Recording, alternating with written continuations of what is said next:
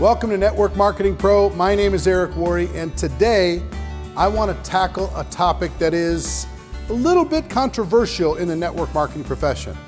Some people say, forget about customers, just focus on recruiting. Other people say, hey, forget about recruiting, I just want to focus on customers. Lots of people have different approaches. So people ask me all the time, what should be the emphasis? What should be the focus within the organization? Customers or distributors? Now, here's what I got to tell you. Both work, and both create just about the same result. See, I grew up in the old school of network marketing where people would say, hey, I won't walk across the street to get a customer, but I'll walk across the street to talk to somebody about the business. And that's fine, I get it, but here's what happens. And there's been a bunch of industry studies done lately that lead to a very interesting conclusion. Here's what happens. The reason people join, there's a good percentage of people that join just for the product. And then there's a percentage of people that join just for the business. But the reason they stay is interesting.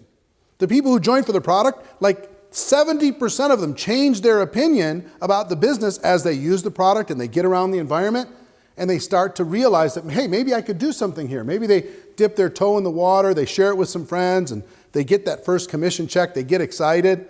Maybe they go to an event, they see the big picture, and all of a sudden they shift their focus to the business side.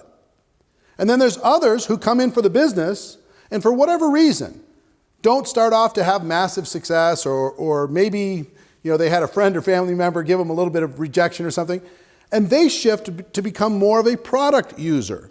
So it's about an equal amount. The people who come in for a business that shift to product use, and the people who come in with the product to shift to business use. So this should, I hope, help you relax your mind, help you to realize that it's absolutely okay to go to your prospects where they are.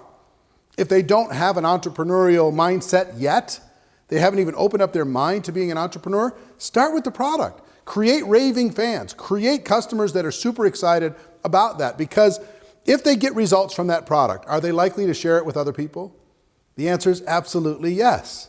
They're going to share it with other people. And if they share it with other people, they're going to get some customers. They get some customers, they're going to make some commissions. Some of those customers might say, hey, there's a business here. And all of a sudden, they start to organically grow up and enter the business side of our profession. Now, I understand those of you that want to grow fast. Hey, I want to build a team. I want to build a team. That's fine. Just don't overlook the person that is just interested in the product right now, because the statistics show that many of them will shift to the business. Now, on the other side, how many of you have brought in people who you thought were going to build a big business and who they thought they were going to build a big business? Then life got in the way, or they got a little rejection, or they realized this was real work and it's a real profession. You got to develop some skills. And maybe they're too afraid right now or too busy right now to engage in the business. But even though they got involved for the business, they found products and services that they loved. So they just say, I'm not going to build right now. It's like a person who gets a health club membership. Yeah, I'm not going right now, but I don't want to cancel because I should go. And I could go. And I'm probably going to go, right? Same thing happens with people who enter the business side of our profession. They come in with that entry point. They continue to use that product because they got a result. And I have in the back of their mind, someday, I'm going to, once I get my calendar cleared, once I figure this thing out, once I develop some skills, once I do a little bit more studying, but in the meantime, I'm going to use the product. Now, is it good for everyone in network marketing to build a group of customers, of raving fans? Now, it doesn't matter if they're categorized as a distributor. If they are using the product, they're a customer. Month after month after month, whether or not they are building a business. So, bottom line to all this, if someone is scared of the business, let them become a customer and let them slowly learn about the opportunity. If they think the product's too small for them, they want to come in for the big business, fantastic. Bring them in with the business. And if they're not ready to build right now, the hope is they become a raving fan customer. And maybe that can bring them back at some point. So don't diminish one or the other. Don't say one is best and the other one is worst. They're both good. They both lead to a great result.